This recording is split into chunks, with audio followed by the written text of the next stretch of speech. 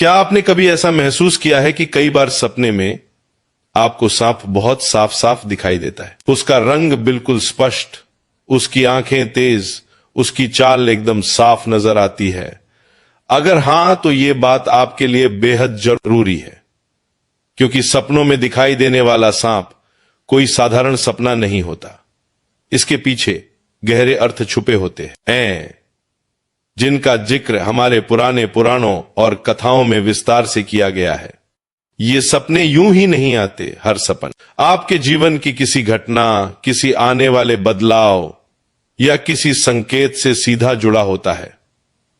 प्राचीन समय से नागों को बहुत पूजनीय माना गया है।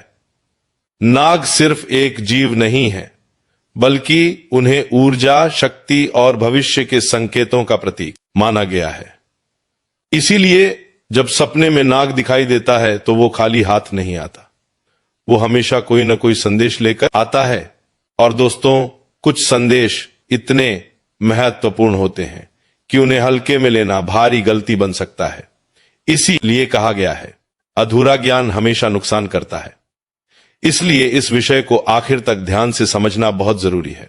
एक बार की बात है, कैलाश पर्वत की ऊंची बर्फ से ढकी चोटियों पर, जहां चारों ओर शांत ही शांति थी, मंद मंद हवा बह रही थी और पूरा वातावरण एकदम दिव्य लग रहा था, वहीं देवी पार्वती और भगवान शिव साथ बैठे हुए थे।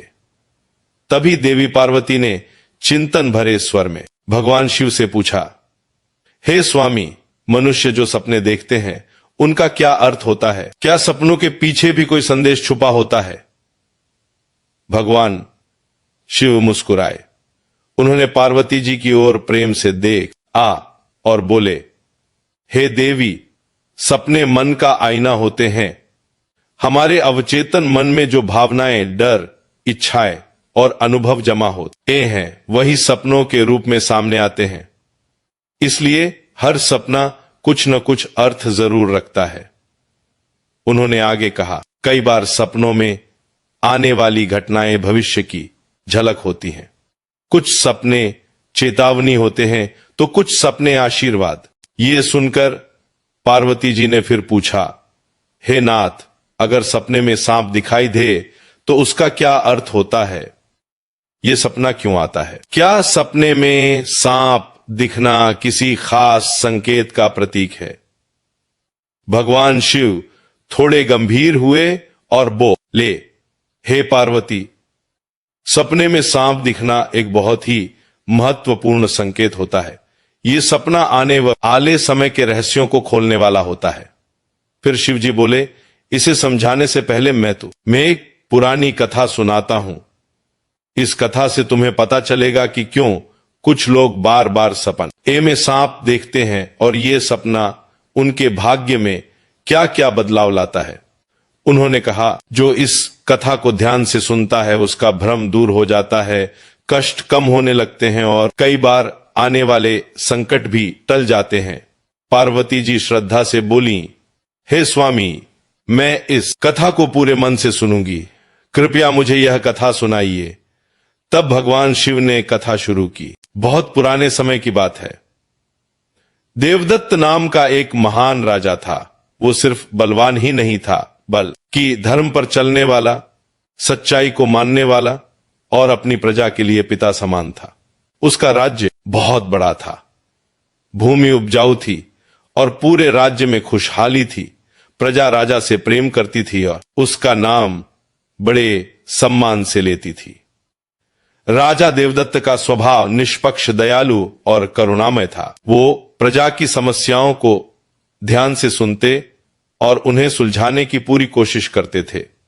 वे नियमित रूप से यज्ञ और धार्मिक अनुष्ठान करते और भगवान शिव के परम भक्त थे। राजा देवदत्त की रानी का नाम सुभद्रा था। रानी सुभद्रा सौम्य, बुद्धिमान और हर परिस्थिति में राजा का साथ देने वाली थीं। लेकिन राजा और रानी की कोई संतान नहीं थी, जिस कारण वे कभी कभी मन ही मन चिंतित रहते थे। एक रात राजा देवदत्त ने एक बहुत विचित्र सपना देखा। उन्होंने देखा कि एक मरा हुआ सांप उनके पैरों के पास पड़ा है। ये सपना देखकर राजा घबरा गए। सुबह उठते ही उन्होंने ये सपना रानी सुभद्रा को बताया और चिंतित स्वर में बोले, हे प्रिय, मैंने सपने में मरा हुआ सांप देखा है, इसका क्या अर्थ हो सकता है? रानी सुभद्रा ने उन्हें ढांढस बंधाया और बोली, आरी स्वामी, सपने हमेशा किसी न किसी संदेश का संकेत होते हैं, लेकिन इसका सही अर्थ जानने के लिए किसी विद्वान की सलाह लेनी चाहिए। तब राजा ने अपने मंत्रियों को बुलाया और कहा, आज मैंने बड़ा ही विचित्र सपना देखा है। मैंने सपने में मरा हुआ सांप देखा जो मेरे पैरों के पास पड़ा था, इसका अर्थ पता करो। सभी मंत्री नगर के ऋषि मुनियों के पास गए, लेकिन कोई भी इस सपने का सही अर्थ नहीं बता पाया। सब लौट कर आए और बोले, महाराज, हमारे राज्य में ऐसा कोई नहीं जो इस स्वप्न का अर्थ समझा सके। तभी एक मंत्री बोला, महाराज, हमारे राज्य के पास जंगल में आस्तिक मुनि रहते हैं। उन्होंने नागों की रक्षा की थी और उन्हें नागों का रक्षक माना जाता है। हमें उन्हीं के पास जाना चाहिए। राजा देवदत्त ने तुरंत आस्तिक मुनि के आश्रम जाने का निश्चय किया। राजा अपने सिपाहियों के साथ रथ में बैठकर आस्तिक मुनि के आश्रम पहुंचे। मुनि ने राजा का स्वागत किया और पूछा, हे राजन, बताइए किस कारण से आपका यहां आना हुआ? राजा ने हाथ जोड़कर कहा, हे मुनिवर, मैंने एक नाग से जुड़ा विचित्र सपना देखा है, उसी का अर्थ जानने आया हूं। आस्तिक मुनि बोले, ए राजन, निसंकोच अपना सपना बताइए। सपने में सांप दिखने का कोई न कोई अर्थ अवश्य होता है। राजा बोले, मैंने सपने में देखा कि एक मरा हुआ सांप मेरे पैरों के पास पड़ा है। आस्तिक मुनि ध्यान से सुनकर बोले, हे राजन, ये सपना शुभ है। इसका अर्थ है कि आपके जीवन की बाधाएं और संकट अब समाप्त होने वाले हैं। चिंता की कोई बात नहीं। राजा प्रसन्न होकर मुनि को प्रणाम कर अपने राज्य लौट आए। कुछ ही दिनों में राजा के राज्य की समस्याएं अपने आप समाप्त होने लगीं। फिर एक रात राजा ने दूसरा सपना देखा। उन्होंने देखा कि वो एक बड़े सांप को पकड़ रहे हैं। सुबह उठते ही वे फिर आस्तिक मुनि के पास पहुंचे। मुनि बोल, हे राजन, ये भी शुभ संकेत है। इसका अर्थ है कि आप अपनी मेहनत से धन और संपत्ति प्राप्त करेंगे और उसका सही उपयोग करेंगे। कुछ समय बाद राजा ने युद्ध में विजय प्राप्त की और राज्य की संपत्ति बढ़ गई। इसके बाद राजा ने तीसरा सपना देखा। सपने में सांप उड़ता हुआ दिखाई दिया। मुनि ने कहा, यह उन्नति और प्रगति का संकेत है। फिर राजा ने चौथा सपना देखा, बार काले रंग का सांप।